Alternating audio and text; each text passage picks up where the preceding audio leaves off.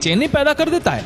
हमने फिल्मों में और असल जिंदगी में कई डेड बॉडीज के पोस्टमार्टम के बारे में सुना है और इस शब्द का इस्तेमाल ज्यादातर तभी किया जाता है जब किसी शख्स की हत्या हो जाती है। अभी तक तो आप पोस्टमार्टम का मतलब इतना ही समझते होंगे कि डॉक्टर्स बॉडी की चीर फाड़ करके उसके अंदर मौत के कारण का पता लगाते हैं और बाद में बॉडी को स्टिच करके उनके घर वालों के हवाले कर दिया जाता है। लेकिन आज हम आपको पोस्टमार्टम की सारी प्रक्रिया स्टेप बाय स्टेप बताने जा रहे हैं और साथ ही इस पूरे क्रियाक्रम की हर एक बारीकी के बारे में भी बताने वाले हैं। तो बिना वक्त जाया किए चलिए शुरू करते हैं आज के इस इंटरेस्टिंग वीडियो को।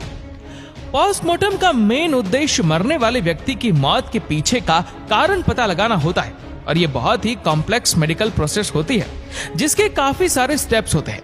इसके लिए सबसे पहले बॉडी को पूरी तरह से बाहरी रूप से एनालाइज किया जाता है। बॉडी के आउटर स्ट्रक्चर को देखकर ये पता लगाया जाता है कि बॉडी कितने दिन पुरानी है, क्योंकि डेथ के 2 से 3 दिन के अंदर ही जितना जल्दी हो सके डेड बॉडी का पोस्टमार्टम हो जाना चाहिए। नहीं तो डेथ के कुछ ही समय में बॉडी के अंदर बैक्टीरिया तेजी से डेवलप होने लगते हैं और बॉडी डिकम्पोज होने लगती है, जिससे ऑब्वियसली बॉडी के पोस्टमार्टम में काफी दिक्कतें आती है। कई बार ऐसा होता है कि व्यक्ति की मौत किसी अंदरूनी चोट या किसी तरह के जहर से होती है। हालांकि उसकी बॉडी के डिकम्पोज होने की वजह से बैक्टीरिया की संख्या बढ़ जाती है, इसलिए काफी बार ऐसा होता है कि देर होने के कारण ऑटोप्सी डिपार्टमेंट को पोस्टमार्टम में कोई सबूत नहीं मिल पाता। कभी कभी तो एक्सीडेंट की वजह से भी बॉडी इतनी बुरी दशा में आ जाती है कि उसे एनालाइज करना बहुत ही मुश्किल हो जाता है। पोस्टमार्टम हाउस में सबसे पहले बॉडी की तस्वीरें ली जाती है और वह इसलिए ताकि बाद में जरूरत पड़ने पर उन तस्वीरों के माध्यम से उस बॉडी पर कहां-कहां कट या किसी तरह का कोई घाव लगा हुआ था ये देखा जा सके। अगर बॉडी पर कोई बर्थ मार्क या टैटू बना हुआ है तो उसे भी जरूर नोटिस किया जाता है, क्योंकि ये व्यक्ति की पहचान करने के लिए बहुत महत्वपूर्ण होता है। ऐसा करना इसलिए भी जरूरी होता है क्योंकि आगे जाकर शरीर पर खीरा पड़ने की वजह से कई बार शरीर की बाहरी बनावट पर काफी असर पड़ता है, जिसके बाद में उसकी पहचान करना मुश्किल हो जाता है। सबसे पहले बॉडी की आंखों का लिक्विड, ब्लड, उसके नाखूनों और बालों का सैंपल लेकर लैब में टेस्ट करने के लिए भेज दिया जाता है। इन सैंपल के टेस्ट से ये पता चलता है कि मरने वाले व्यक्ति ने किसी तरह का ड्रग्स या अल्कोहल तो नहीं ली थी। सभी मनुष्यों के फिंगरप्रिंट्स अलग अलग होते हैं और पोस्टमार्टम हाउस में भी बॉडी के सभी फिंगर्स के अलग अलग प्रिंट लिए जाते हैं। अगर बॉडी कुछ समय पुरानी हो जाती है तो डिकम्पोजिशन की वजह से उसके फिंगरप्रिंट लेना मुश्किल हो जाता है। ऐसी इमरजेंसी सिचुएशन आने पर बॉडी की हथेली की पूरी खाल निकालकर पोस्टमार्टम करने वाले डॉक्टर खुद अपने हाथों में सेट करके उसके सारे फिंगरप्रिंट्स ले लेते हैं। यहाँ तक हम लोगों ने एक जनरल पोस्टमार्टम की बात की, पर एक्सटर्नल और इंटरनल पोस्टमार्टम के बीच एक प्रोसीजर आता है। इतना होने के बाद पोस्टमार्टम की प्रक्रिया में अगला चरण होता है बॉडी के एक्सरे निकालना।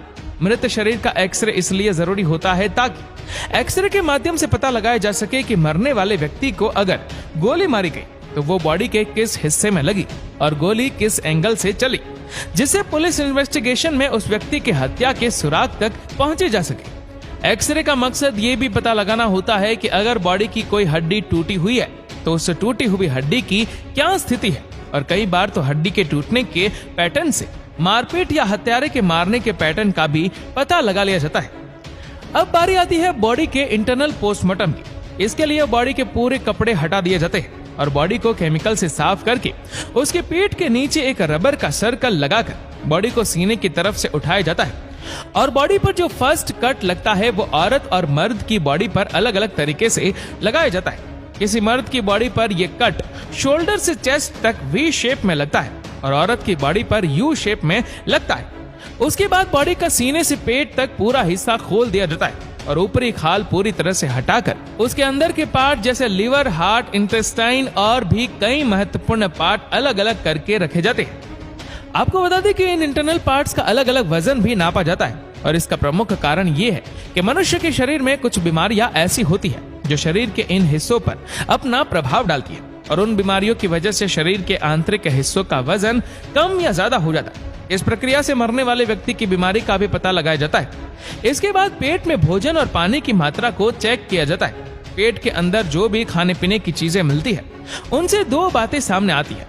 एक तो ये है कि मरने वाले की मौत किस कारण से हुई थी क्योंकि पेट के अंदर अगर कोई जहरीली चीज पाई जाती है तो मौत का कारण साफ हो जाता है। और दूसरा, मरने वाले की मौत कितने समय पहले हुई थी, क्योंकि खाना डाइजेस्ट होने के टाइम से बॉडी की डेथ का पता आसानी से लग जाता है। फिर शरीर के अंदर जो जो भाग प्रभावित होते हैं उन्हें लैब में टेस्ट करने के लिए भेज दिया जाता है और उन्हीं के आधार पर डॉक्टर पोस्टमार्टम रिपोर्ट तैयार करते हैं। अगर बॉडी बहुत दिन पुरानी हो जाए तो शरीर के अंदर के एलिमेंट्स अंदर पड़े हुए खाने को कंज्यूम करना शुरू कर देते हैं, जिससे काफी बार जहर के मिलने के चांसेस घट जाते हैं और जहर दिए जाने के बावजूद जहर का पता नहीं लग पाता। सिर्फ यही नहीं बल्कि व्यक्ति की मौत का कारण अधिकांश था ये उसके पेट के अंदर से ही पता लगाया जाता है। कुछ केसेस में अगर हाथ पैरों पर किसी तरह के चोट या घाव वगैरह मिलते हैं तभी हाथ और पैरों की चीर फाड़ की जाती है, वरना उन्हें बिल्कुल पहले जैसी अवस्था में ही छोड़ दिया जाता है। तो अभी तक आपने शरीर के पेट से लेकर नीचे तक के पूरे हिस्से के पोस्टमार्टम के बारे में जान लिया। अब बात करते हैं दिमाग के पोस्टमार्टम की। ऐसा जरूरी नहीं कि हर एक डेड बॉडी का दिमाग खोलकर उसका पोस्टमार्टम किया जाए। बॉडी का दिमाग तभी खोलकर बाहर निकाला जाता है जब उसकी मौत का संबंध कहीं ना कहीं दिमाग से जुड़ा होता है और ज्यादातर मामलों में ऐसा सबसे अंत में किया जाता है।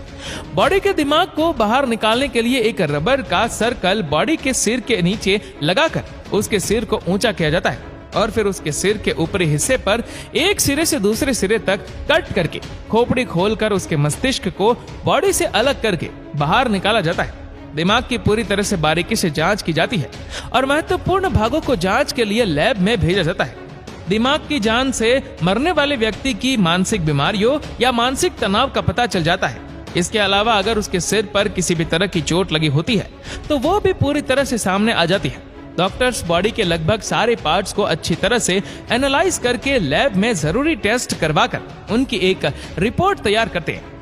डॉक्टर्स को अगर बॉडी में किसी भी तरह के जहर होने की संभावना होती है तो वो बॉडी पार्ट्स को क्रोमेटोग्राफी और टॉक्सिकोलॉजी जांच के लिए भेज देते हैं और ये सभी काम करने के बाद बॉडी का पोस्टमार्टम खत्म हो जाता है।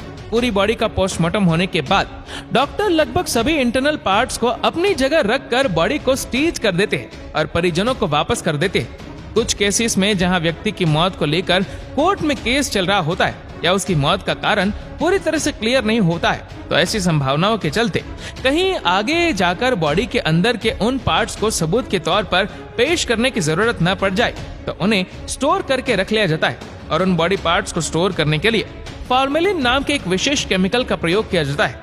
इस लिक्विड में डूबे होने के कारण बॉडी पार्ट्स निर्जीव होने के बाद भी लंबे समय तक सुरक्षित रहते हैं और इसकी हाई पॉसिबिलिटी होती है कि समय आने पर उन बॉडी पार्ट्स को दोबारा जांचा जा सके।